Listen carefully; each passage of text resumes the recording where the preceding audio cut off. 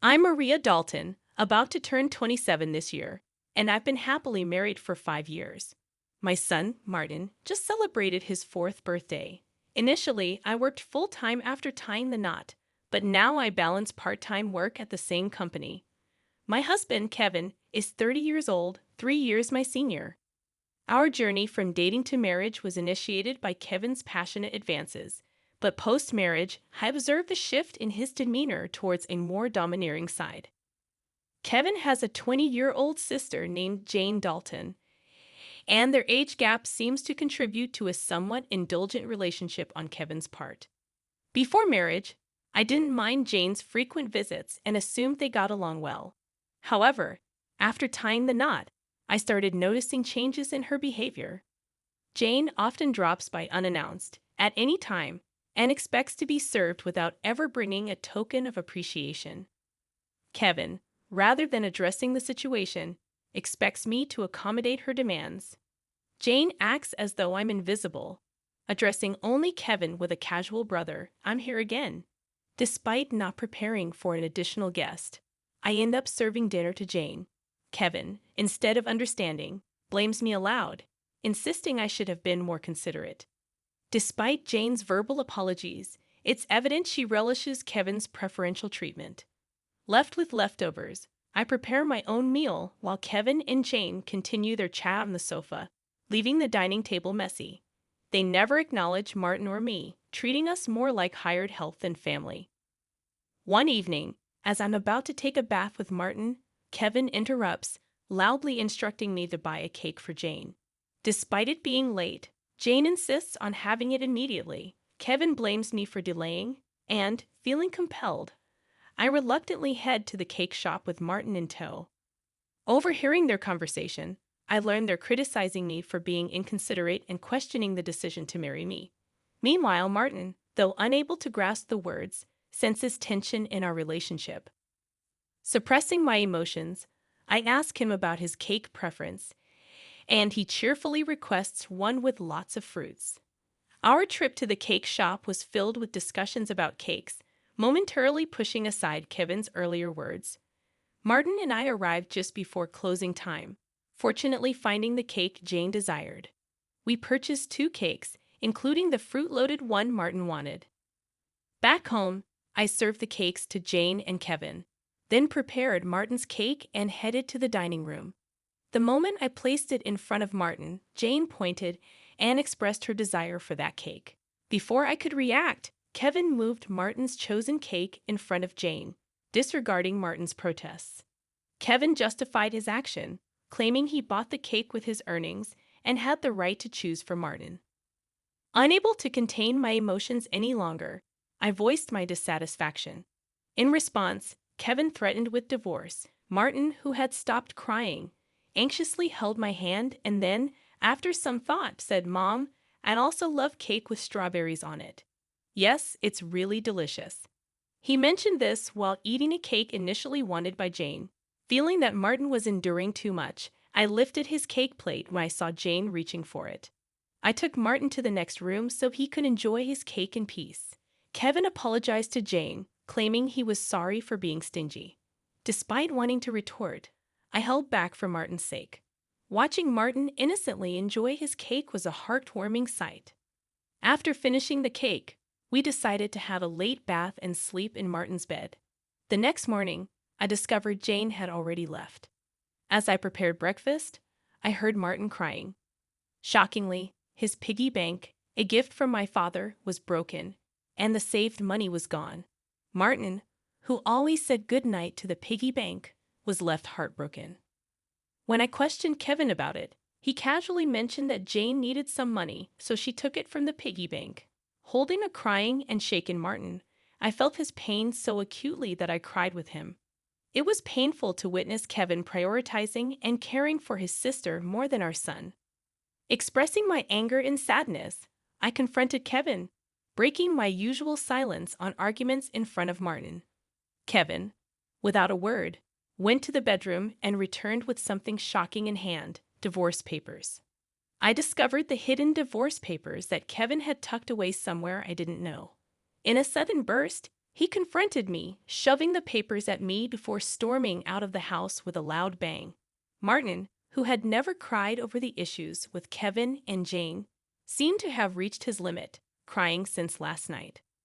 Unable to bear seeing Martin so hurt, I suggested skipping daycare for the day, and he happily agreed with a loud yes, showing a faint smile. We spent the day playing and bonding, with Martin bringing a picture book from the shelf, sitting on my lap, and happily remarking, "The teacher at the nursery today was Mama, right? He looks like an angel." His little heart seemed filled with patience, and I decided to make the day special by taking a day off from work. Despite causing potential trouble at my workplace, they kindly understood the situation and granted me a day off. In the morning, we visited the park, played hide and seek, and had fun in the sandbox and on the slide. When we returned home for lunch, Martin appeared sleepy, usually napping by himself. But today he fell asleep on my lap like when he was a baby. Though I initially thought of doing household chores during his nap, I decided that today was special.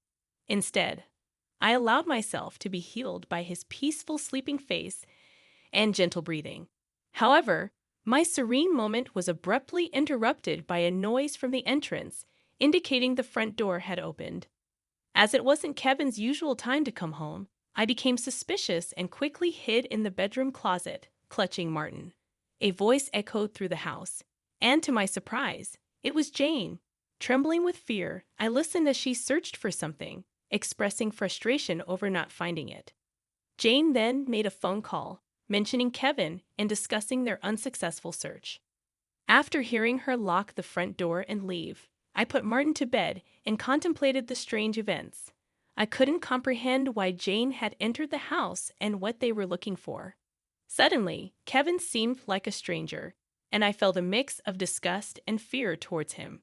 Swiftly packing essentials for Martin and myself, we headed to the station and took a train to my parents' house. Fortunately, their home was nearby, just 2 stations away. Although I hadn't contacted them beforehand, my parents sensed something from my expression and welcomed us without asking questions. I shared the entire ordeal with them, including my fear of staying at our house due to Kevin and Jane's actions. Upon hearing my mother's suggestion that Jane might have been looking for my belongings, possibly cash cards, I recalled my past experience as a successful CEO in the handmade goods industry. I had entrusted the company to friends when I decided to prioritize raising my child after getting married. Although I still worked part-time and communicated with the company from home, Kevin was unaware that I was still the CEO. I discovered the hidden divorce papers that Kevin had tucked away, suspecting that he thought I had a decent amount of savings. While I've mentioned to him that I still receive some assistance from the company, I've deliberately kept the details about being the CEO and my savings private. This secrecy stems from realizing early in our marriage that Kevin struggles with managing money and tends to spend everything he earns. Kevin, at first, provided only $200 a month for food expenses and even suggested I quit my job to become a full-time housewife. However, with the financial strain of raising Martin and only $200 for food, I never agreed to be a full-time housewife. Eventually, he reluctantly allowed me to work part-time, and to ensure I wouldn't consider divorce, he had me sign a post-marital property waiver through a lawyer. Since Martin's birth, I used my savings for his nursery fees and clothes, as I've only received $200 for food. I've never asked Kevin for additional funds beyond the food budget, leading him to believe I have savings. Considering Jane's apparent need for money and Kevin's perception of my financial situation, they might be searching for my cash cards. I have a separate savings account dedicated to Martin, with a portion of my salary directly deposited into it each month.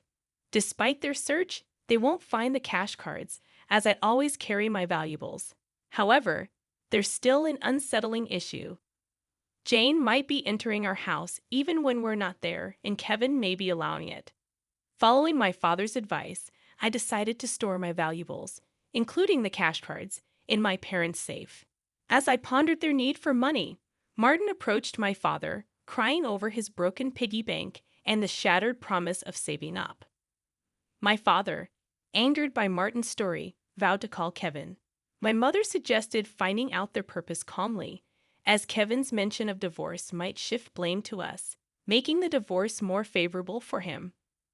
To ascertain their purpose, I decided to record their conversation, consulting a lawyer who was a friend of my father's. Returning home, I began cooking dinner, keeping my phone screen down to record secretly. Kevin arrived home, surprising me by immediately asking about my cash cards. When I questioned him, he gave vague answers, attempting to deceive me. When I remained silent, Kevin grew agitated and demanded all my part-time money for his sister. Refusing, I explained it was from Martin's savings. In response, he angrily pushed the signed divorce papers toward me, declaring that I was living off his money and didn't need to save for Martin. He even uttered words implying he valued Jane more than our son. Hearing this, I stopped preparing the meal, put the divorce papers in my bag, took Martin's hand, and headed for the door. Kevin, in a loud voice, declared his serious intent for divorce, instructing me never to come back. I responded by stating I wouldn't return to a house where a stranger could come and go freely. After leaving, I received numerous messages and calls from Kevin, which I ignored. Turning off my phone, I sought refuge at my parents' house, sharing the recording and divorce papers with them. Although I confessed to having no love or affection for Kevin, I expressed concern for Martin. My parents advised me to do as I pleased, acknowledging the potential emotional impact on Martin if a divorce were to occur. While grappling with the decision to divorce Kevin, Martin expressed his hunger. My mother, seeing my distress, kindly made him hamburgers, his favorite dish. Overwhelmed with emotions, tears welled up in my eyes as my mother told Martin with a warm smile that she prepared the hamburgers so that he and I could visit whenever we wanted. Taking a bite, Martin exclaimed with joy, praising Grandma's hamburgers and expressing a desire to eat them every day. I responded, saying it's because the hamburger contains the love I have for him, and he, in a touching gesture, took a big bite and offered it to me. Moved by Martin's kindness, my tears couldn't be held back, and even though I tried to stop them, they persisted. My father, noticing Martin's concern, reassured him that my tears were of happiness, not sadness. Hearing this, Martin, in a moment of understanding, hugged me, and my father's eyes turned bright red. Realizing the blessing of being with family, I remarked to Martin that family is precious. Surprised, he questioned if Dad had mentioned that only Jane was family. My father gently confirmed it, but then asked Martin if he wanted to live with them as family. With a laugh, Martin happily agreed, making everyone smile naturally. Despite contemplating divorce, the meal felt so happy that I finally decided to part ways with Kevin. I planned to inform Martin about it, and even though discussing it weighed heavily on my heart, Martin seemed to grasp the situation.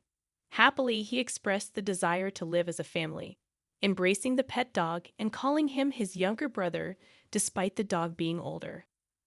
Preparations for the divorce began, starting with contacting a lawyer who was a friend of my father. The next day, we formalized the contract, and my father and Martin shared comforting laughter while I laid in bed, reminiscing about my childhood.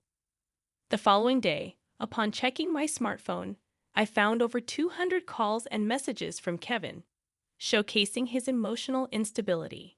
Exhausted, I turned off my phone, and with the lawyer's assistance, we explained the situation to my parents. Jane had accumulated significant debt from a casino and shopping addiction, and Kevin acted as her guarantor, planning to use my savings. The lawyer confirmed that the divorce papers had already been submitted, and Kevin sobbed upon realizing it was finalized. Despite expecting disagreements about child support, he signed a pledge to pay $340 to Martin every month. In a subsequent call from Kevin, his tone lacked aggression, and he calmly admitted to financial manipulation and explained his complex feelings toward Jane. I firmly asserted my decision not to reconsider and heard his faint sobbing before he wished me happiness and hung up. Remaining strong until the end, I discussed future plans with my parents and decided to stay with them until Martin grows up. I resumed my role as a company president and later learned that Kevin and Jane had informed their parents about the divorce and debt, resulting in dissownment. Today, I find happiness being with my family.